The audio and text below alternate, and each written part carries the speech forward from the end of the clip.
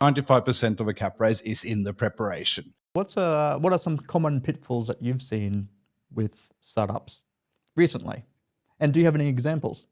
Let me share some of the common pitfalls. Typically, you make a lot of the same mistakes. So one thing is to launch into the cap raise before you prepped your data room. And I've made that mistake in the past. You're so eager, you got your pitch deck ready, and you just start hitting up investors.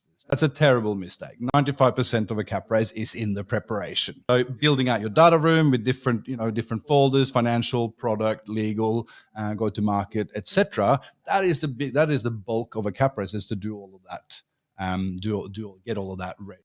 Then there's this idea of ideally you should get investors on the same timeline. Meaning, if you are kicking ass, you'll get multiple term sheets. The only chance you're going to have to be able to compare those term sheets is if they arrive roughly at the same time. So then you got to work backwards. If the term sheets are going to arrive at the same time, that means you should open your data room for all investors at the same time, so that you have a few weeks of access to the data room and questions. That means you should be pitching to investors roughly at the same time. So in an ideal scenario, if you're highly sought after startup, get all your ducks in order with your data room.